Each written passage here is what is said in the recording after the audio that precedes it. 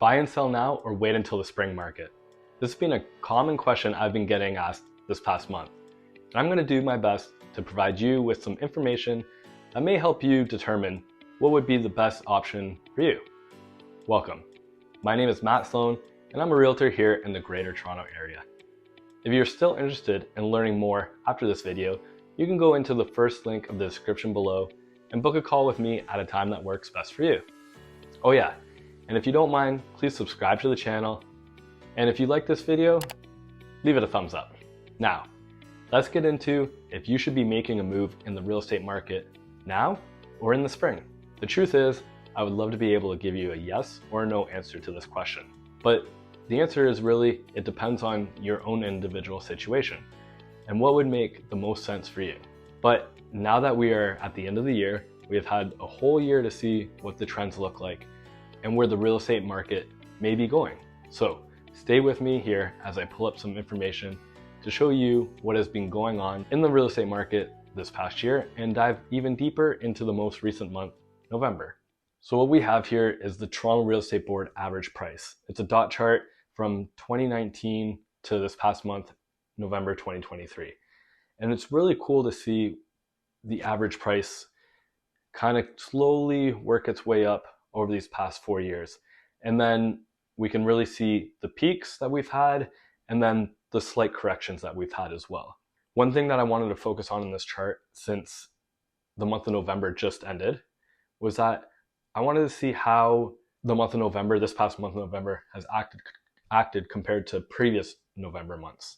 So if we look back at 2019 November, we see it come down slightly from 2019 October. Same thing in 2020, same thing in 2022. The outlier being 2021 because that was right before we saw that massive peak that we had in early 2022.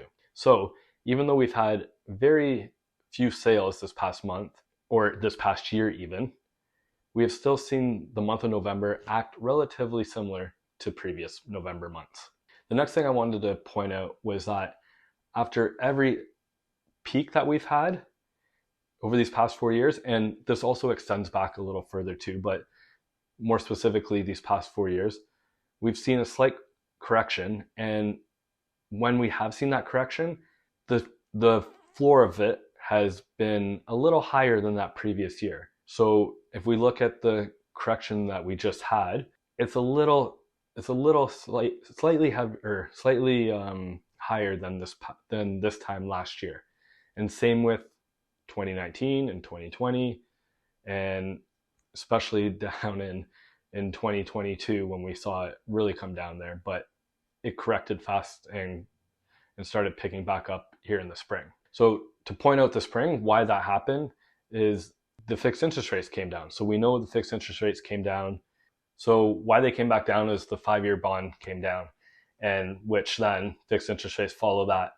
So when we take a closer look at the 5-year bond, we can see here back in March, April, it was at the lowest point for the year at about roughly 2.7% the 5-year bond was.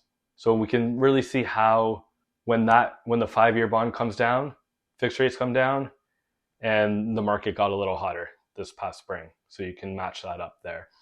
And then if you look all the way in October, we had our highest point for the 5-year bond at reached about 4.4%. And in October, we had the slowest October we've had in 25 years. So we can really see how sensitive, the real estate market is to these rates. Now, luckily, we're seeing this trend of the 5-year bond come down here. And we've seen lately fixed rates follow. So fixed rates are coming down now to about 5%. So we can kind of see where things are headed, right? So right now we're at about 3.5% for the 5-year bond. And as I mentioned, the low for the year was about 2.6, 2.7%. So we're almost there. And what happened back in the spring, if I pull up this chart here, we can see sales really started to pick up in February, March, April, May. And we can see the average price really pick up here in February, March, April, and May, and even into June a little bit. But what we do know in June, we had the rate hike in the beginning of June and beginning of July. So then we started to see this little correction again here. 5-year bond also started going up. So fixed rates started going back up. So we really started to see things slow down in the real estate market.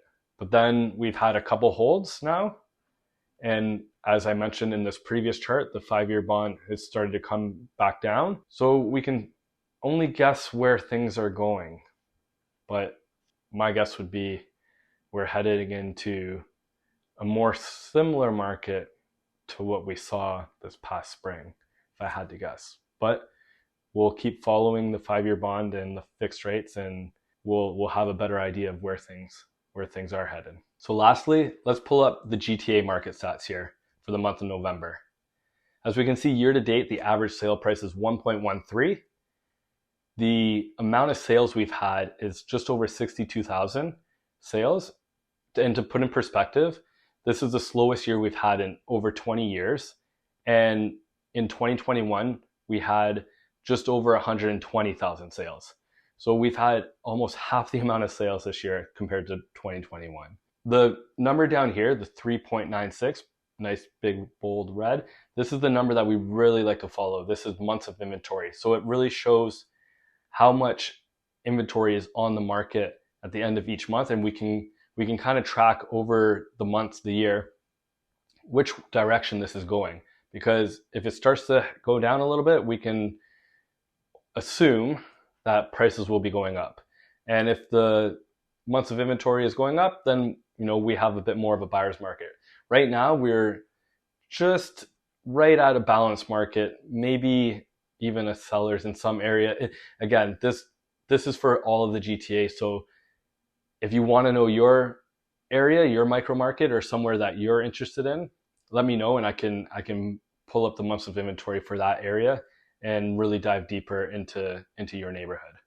Lastly here, the breakdown of all home types for just the month of November. So again, as I mentioned earlier, we haven't seen too much change from last year to this year for the month of November. So last year's November, we were at 1,079,000.